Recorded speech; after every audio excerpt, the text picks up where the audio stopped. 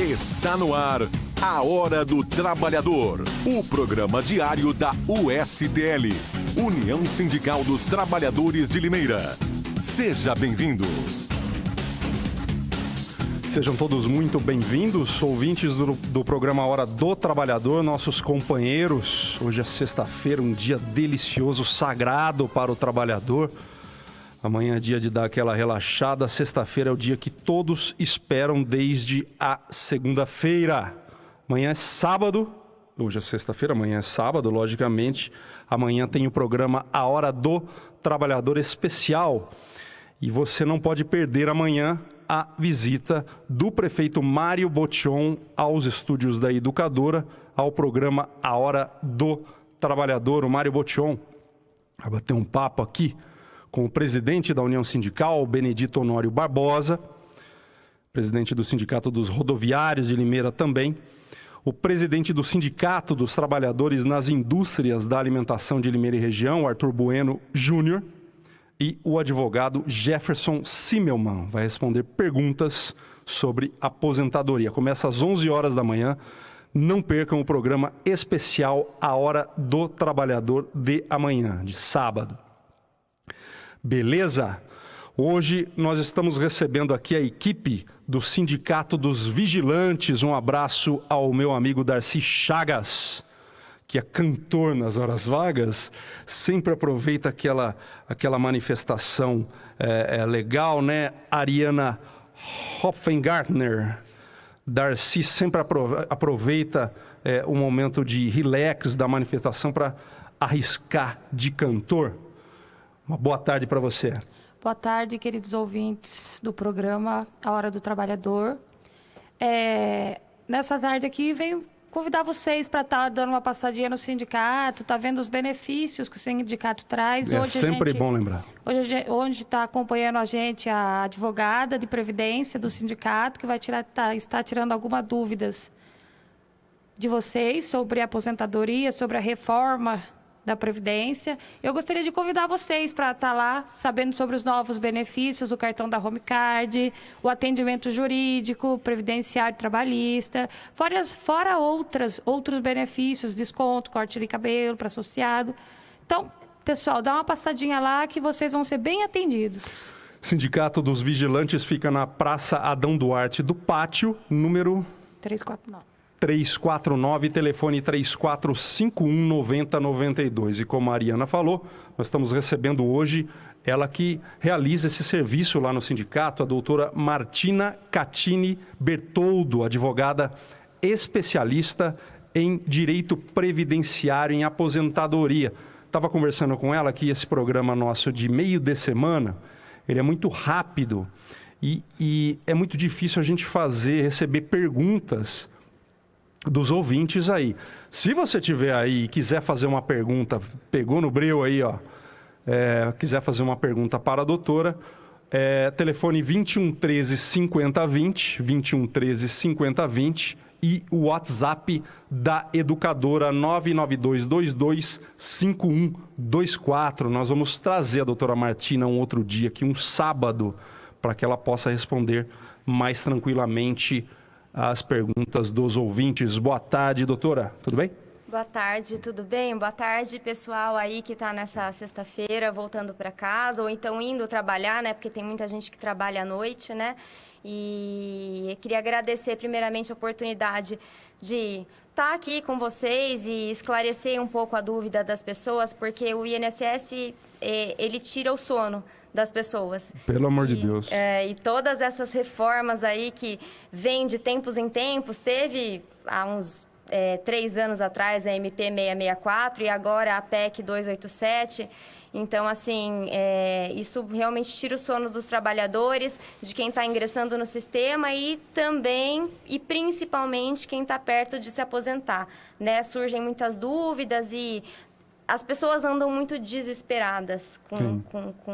com tudo isso que está acontecendo. E o país está um caos, né? E ninguém sabe mais com o que se preocupar. Se preocupa com a reforma política, se preocupa com a questão previdenciária, com a questão trabalhista. Cada vez é uma coisa. Então, vamos um ponto por vez. Hoje vamos falar de direito previdenciário. Se alguém quiser mandar uma pergunta aí, estamos à disposição e Sim. Vamos começar. Doutora, especificamente com relação aos vigilantes, hoje é o dia deles aqui no programa, e a senhora estava falando de uma dúvida bastante recorrente que chega lá no sindicato a respeito da reforma, né? A reforma, o vigilante, como todos sabem, tem o direito ao adicional de periculosidade, um adicional de 30%, se não me engano, no salário do trabalhador. Só que com essa reforma, a periculosidade vai precisar ser real, vai precisar acontecer o problema. É isso, doutora?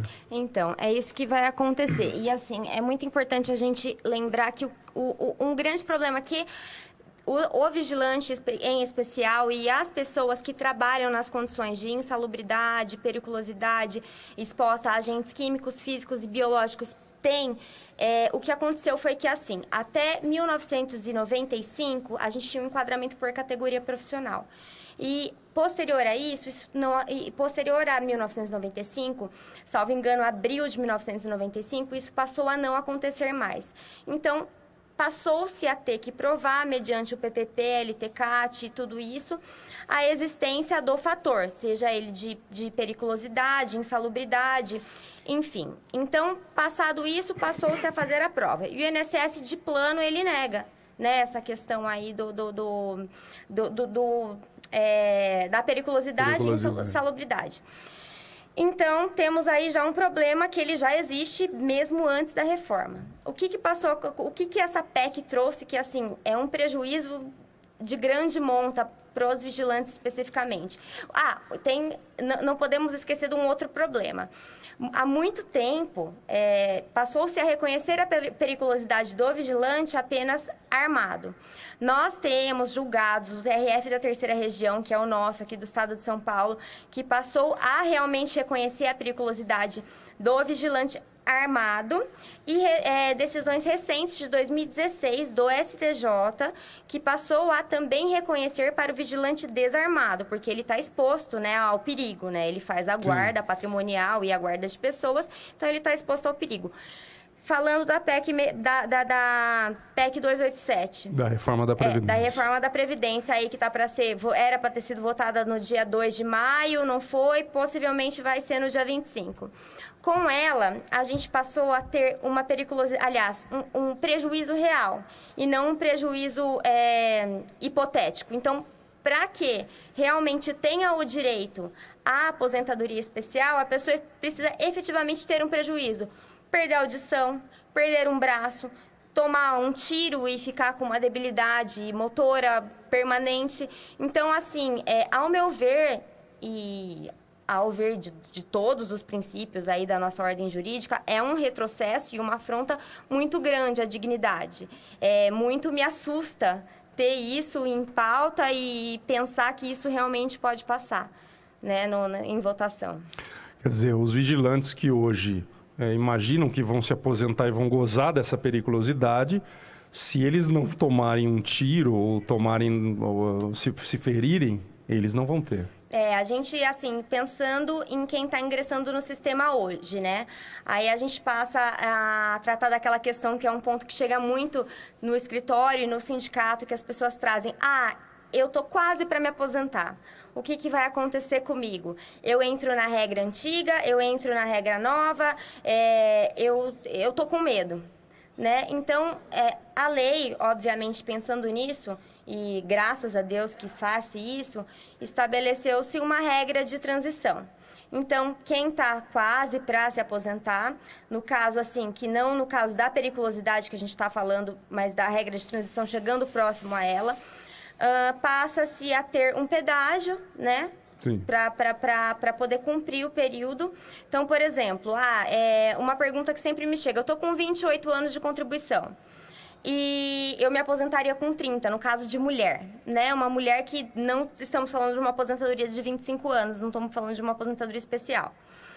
Essa pessoa, na proposta inicial, que era um pedágio de 50%, agora, graças a Deus, passou para 30%, ela vai ter que preencher 3, por exemplo, considerando que falta 1 ano para ela se aposentar. Então, a gente está falando de 30%, aí são 4 meses a mais que ela vai ter que cumprir desse período. Sim. Então, 1 ano e 4 meses, pronto, acabou. Então, essa é uma regra de transição.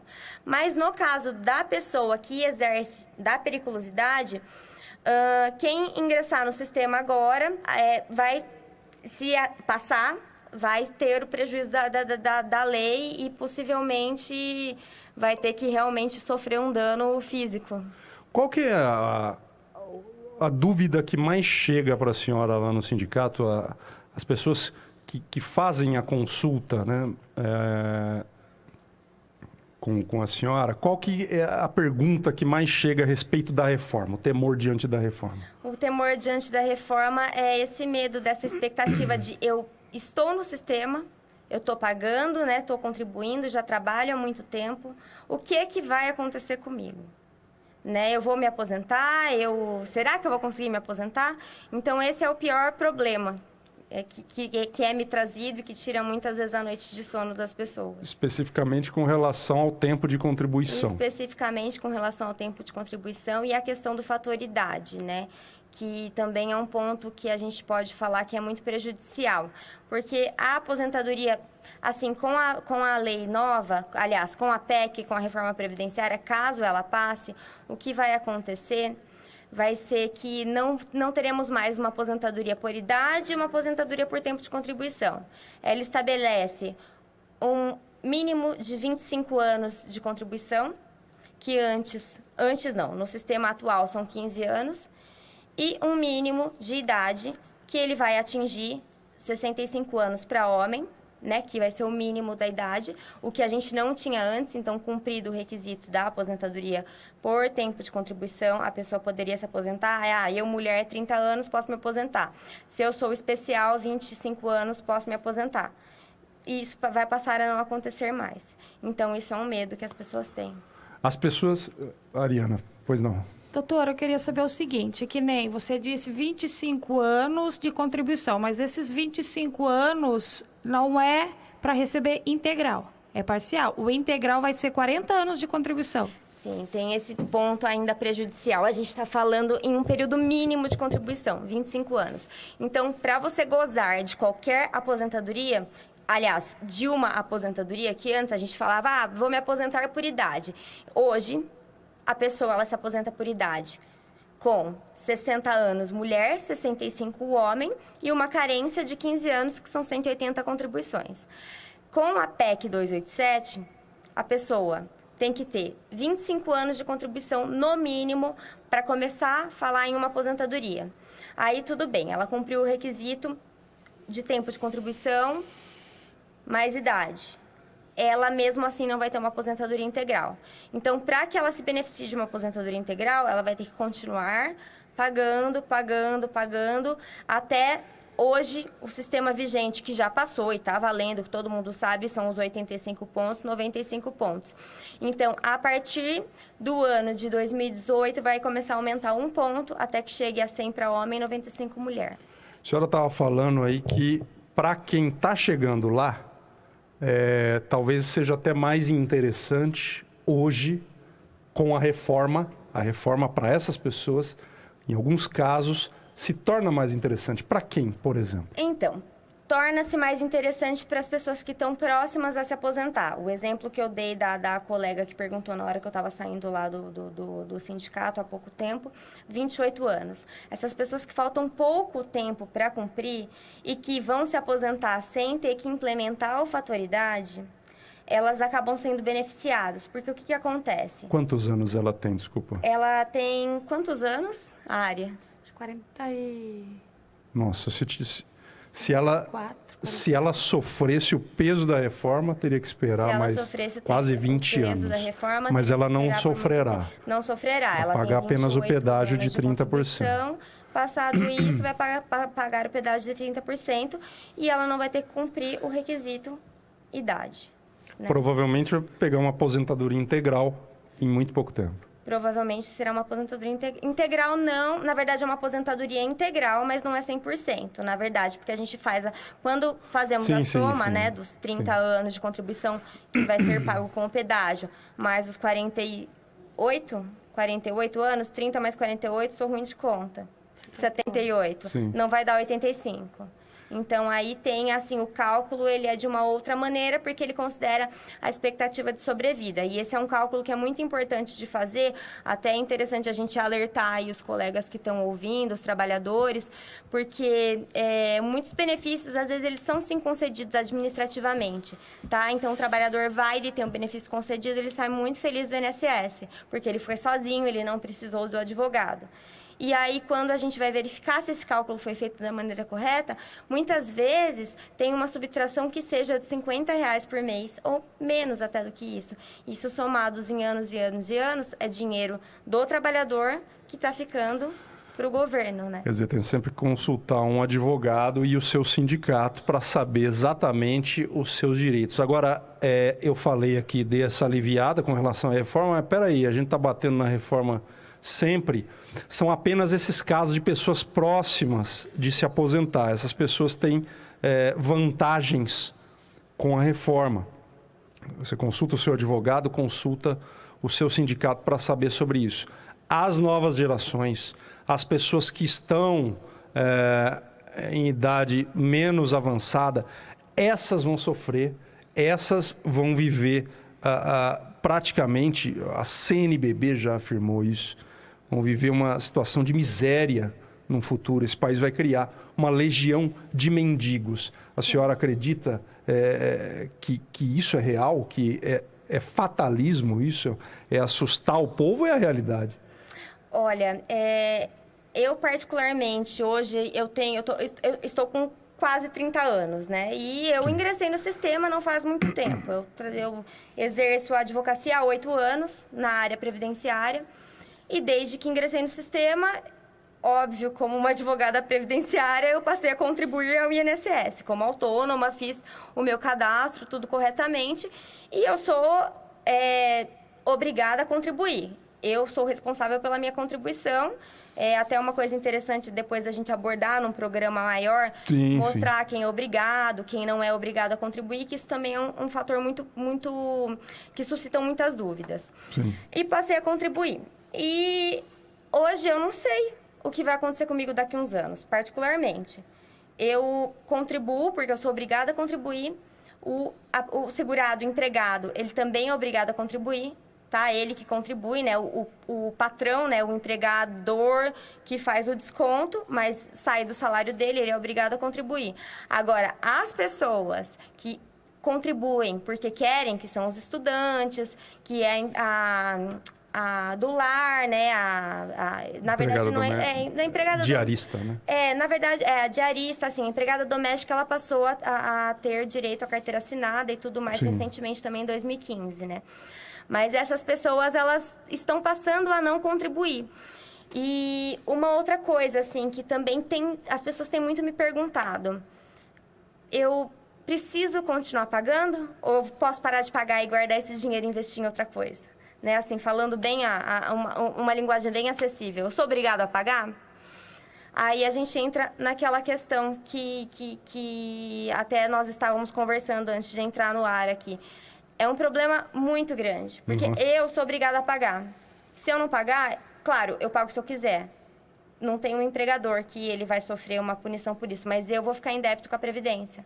Então, eu posso ter prejuízos, né? Posso um dia ser fiscalizada, porque eu exerço atividade remunerada. Pode sofrer um acidente de trabalho também. Sim, né? Sofrer um acidente de trabalho, mas assim, eu exerço atividade remunerada. A gente tem uma tendência a ter uma super receita. Então, tudo vai se conjugar. As coisas que passam no meu CPF e eu declaro, mas eu não recolhi minha contribuição e eu sou obrigada a recolher. Então, pronto, eu me enquadro como obrigada. O segurado, empregado, também ele é obrigado a efetuar o seu recolhimento. Agora, o facultativo, como o próprio nome já diz, ele não é obrigado, então ele vai passar a não recolher. E aí, pensa naquela pessoa que ela está pagando há 10 anos, Ela começou a contribuir com seus 30 anos, ela vem pagando com facultativo faz uns 10 anos, 40 anos. Aí ela fala assim, nossa, será que vale a pena eu versar todas essas contribuições para dar ao menos 25 anos pagos e mais o requisito idade? Ou eu paro de pagar agora? E esses meus 10 anos que eu já paguei, eu posso resgatar? Não, né? Não. E o pior de tudo é o seguinte, olha a mentalidade do governo, na verdade a mentalidade do relator da reforma da Previdência, o devedor da Previdência, o deputado Arthur Maia, que deve para a Previdência. Aliás, se ele pagasse, e como ele outros pagassem a Previdência, talvez a gente não precisasse de reforma. Ele afirmou, isso é uma afirmação antiga já, mais ou menos antiga, em março, que a aposentadoria é subsistência. Quem quiser viver bem, que pague uma aposentadoria privada. O que esse cara não está dizendo, né, doutora, é que mesmo que o cara opte, eu vou fazer uma poupança, uma previdência privada, ele continua sendo obrigado a descontar o INSS todo mês. Essa é a grande canalice do governo, né? Sim. Ela é uma contribuição, né? Um tributo, é uma contribuição, ela é compulsória. Então, exerceu a atividade remunerada, auferiu renda, você tem que recolher o percentual lá que é destinado à Seguridade Social. E para sustentar esse sistema, e um sistema que ele é solidário, então uma vez que você pagou, o que eu estou pagando hoje está custeando os benefícios de quem está recebendo, e eu não sei se eu vou ver esse dinheiro.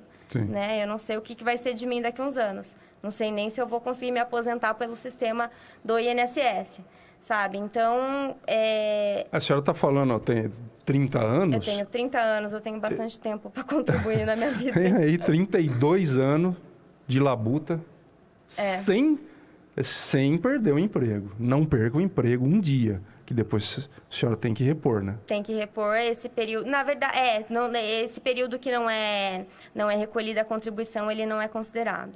É claro que vai se somar aos 25. Sim. Daqui com mais 30 anos e tudo mais. Para integral, não. A senhora não pode ser demitida, não pode ficar sem emprego um dia sequer, né? E parando para ver, André, vai ter emprego para todos? Não, e ainda mais quando a gente vai avançando a idade. Uma pessoa de 60 anos trabalhando numa construtora. Nem adianta mandar currículo. Carregando cimento. Nem adianta mandar currículo, né? Enfim. O que eu vejo assim é que acaba sendo uma promoção à informalidade. As pessoas passam a trabalhar sem querer pagar a previdência, e isso acaba gerando um trabalho informal, uma taxa de desemprego, né, muito alta, quando entra-se nos índices de pesquisa, de tudo. E as pessoas também se submetendo a trabalhos em condições informais, sem exigir uma carteira assinada e tudo isso, pelo risco de pagar, de ter um valor descontado e não ter da percepção. E aí o que passa a acontecer? A pessoa se submete a trabalhar sem a carteira assinada, visando todos esses pontos ruins que a gente abordou, e um dia ela sofre um acidente de trabalho, vem a precisar do INSS e não consegue. Então, é uma bola de neve sem fim, porque aí o que vai acontecer? Ela vai ingressar com uma ação trabalhista contra aquele empregador que não fez o registro, aí ele vai ser condenado. Esse empregador geralmente é um microempresário, o patrimônio dele não é enorme, então a gente passa a ter um sistema que ele não se sustenta, né? Então, é um ponto muito ruim disso tudo. Doutora, além da aposentadoria especial do vigilante, né, essa periculosidade do vigilante, que outras dúvidas esse profissional, essa categoria chega e específica dela, chega lá no sindicato e pergunta para a senhora? Então, uma dúvida que acontece bastante, um problema muito... Problema não, a nossa vida de trabalho, né, ela é muito conturbada. Então, as pessoas, às vezes, trabalham em uma profissão que não tem o agente físico, químico, biológico. Por exemplo, alguns porteiros não têm é muito comum o trabalhador ele trabalhar como porteiro, depois ele vai Sim. como vigilante, depois porteiro. Ele geralmente gosta de cuidar da pessoa, do patrimônio, então ele opta por seguir essa carreira. O porteiro, dependendo do horário que ele trabalha e tudo isso, porque a gente tem que comprovar que ele está exposto a um fator. Ele não vai ter o agente periculosidade ou então insalubridade. Não vai mexer com lixo, não vai manipular substância tóxica. E aí, nesse período, ele não exerceu a atividade com direito à redução de aposentadoria para 25 anos, no caso, que é o mais comum de vermos. 15 anos é muito difícil ver, 20 anos mais ou menos, 25 é o que mais tem. E aí ele trabalhou, por exemplo, 10 anos com o fator, mais 10 anos sem o fator, mais 5 anos com... Então, ele pergunta, eu vou me aposentar com 25? Não vai, mas nós temos uma regra de um fator multiplicador. Para as mulheres é 1,2 e para os homens 1,4. Então, na verdade, a pessoa fala, 10 anos vale para 14. Falando em linguagem mais simples e acessível, é mais ou menos isso. Então, a gente faz um fator multiplicador e ele ganha um períodozinho a mais para fazer o enquadramento. Mas hoje, falando das regras atuais, ele tem que atingir os 35 anos homem, 30 anos mulher. Então, a gente consegue jogar esses períodos de trabalho insalubre ou perigoso ou exposto a algum agente para melhorar e chegar mais próximo a essa aposentadoria. Isso acontece com o vigilante, acontece com o motorista que transporta carreto e fica no barulho muito tempo na estrada. Isso acontece profissionais assim, médico, dentista, também todos esses têm esse enquadramento. O farmacêutico que mexe com substâncias químicas. E aí esse é um problema que as pessoas têm, uma dúvida muito grande. Tá? Então a gente tem que fazer um enquadramento. Um problema, quem faz esse laudo? Lá no sindicato, elas indicam quem faz, as meninas lá da recepção indicam um trabalho excelente que elas fazem de direcionamento. Olha, vai aqui, vai ali, a empresa é aqui. Tem uma empresa de São Paulo que ela faz esse laudo. Porque às vezes é o PPP, que é o perfil profissiográfico previdenciário, que o trabalhador precisa ir atrás. A empresa ela é importante o trabalhador saber também que a empresa é obrigada a fornecer, que esse é um documento pessoal do trabalhador. E algumas outras precisam do LTCAT, que é um laudo que é assinado por um engenheiro ou um médico do trabalho. E também existem empresas específicas que fazem. Então, assim, falando um pouco do sindicato desse trabalho, porque todo mundo tem esse tipo de dúvida. Eles indicam, eles mostram quem faz, eles encaminham o trabalhador para que fique tudo muito claro e acessível. Porque é uma tendência também que a gente vê que, hipoteticamente, era para o trabalhador se dirigir ao INSS, pleitear a aposentadoria dele e ter o seu benefício, porque é um serviço para o cidadão. Mas existem muitos obstáculos. Então, é muito importante não tomar nenhuma decisão sem antes consultar informações. Quisesse reformar, reformava o órgão, né? Que tá horroroso. As perícias estão sendo marcadas em quantos meses, doutora? 3? Olha, bem mais, às vezes eu vejo do que isso. Perícias... Isso precisa de reforma, né? Ontem agendei uma perícia, ela foi para agosto. Nossa. E pensa numa pessoa que está precisando para ontem. E aí o maior problema de uma perícia de auxílio-doença, por exemplo, que acontece muito, a pessoa, durante esse período, ela fica sem receber, porque o empregador não quer trazer para ele o risco de botar aquele trabalhador doente, porque se acontecer algum problema pior, é um acidente de trabalho, e aí ele vai pagar por isso, porque tem que abrir o CAT, tem que abrir tudo, e aí ele fica naquele limbo. Ele não tem o benefício, ele não se trata, ele passa a viver em petição de miséria. Vive da ajuda de parentes, né, doutora? E falando ainda da ajuda de parentes, trazendo à tona, tentar resumir, porque o horário é curto, né? E tá acabando. Vou precisar de o dobro de tempo, tô até vendo. Sim, vamos... A reforma previdenciária ainda traz a redução do LOAS, do benefício assistencial, que é o benefício que... Assim, para mim, ridiculamente, 1/4 do salário mínimo. A gente tem um salário mínimo de 937, 1/4 dá 170 e poucos reais. E a pessoa tem que viver com isso para poder pleitear o benefício. Na verdade, pega todo mundo que vive na casa, divide o salário de todo mundo e chega nessa renda por cabeça, per capita, de 170 e poucos. Quem que vive com 170 e poucos? O Temer, não. Ele vive com um pouco mais. Certamente. Doutora Martina Bertoldo, muito obrigado pela sua presença. Vamos trazê-la mais vezes. Esse é um horário onde comumente os nossos ouvintes não fazem perguntas. É um programa a jato, um programa lava-jato. Então não tem perguntas. Mas valeu a presença e vamos marcar um dia aí num sábado. Vamos marcar. É só avisar aí o pessoal que se interessou, que ficou com dúvidas. No sábado eu venho aqui com mais tempo, que eu preciso dar as horas dobradas para falar. Meu Face, Martina Bertoldo, vocês me encontram no Face. Se tiver perguntas, pode mandar por lá. Também tem o meu blogzinho de direitos humanos, quem tiver interesse, tem várias coisas de previdenciário lá, escrito, direito... Bom, acessou o link do Face e achou tudo. E às quintas-feiras eu estou de plantão no sindicato até o meio-dia. É isso que eu ia perguntar para a Ariana Hopfengartner. Ariana, quando é que a Martina atende nos sindicatos vigilantes? Doutora Martina atende todas as quintas, das 9h30 ao meio-dia, e de quarta e quinta tem também trabalhista, a doutora Marcela, das 9h30 ao meio-dia. Beleza, valeu para as duas, obrigado, Ariana. Obrigada a todo mundo, esperamos vocês lá no sindicato. Qualquer dúvida, temos as doutoras para tirar. Praça Adão Duarte do Pátio, número 349, é isso, telefone 3451-9092. A gente vai ficando por aqui, não percam amanhã, programa Hora do Trabalhador especial, com a visita do nosso amigo prefeito Mário Botion. Tchau, gente. É só ligar, Educadora.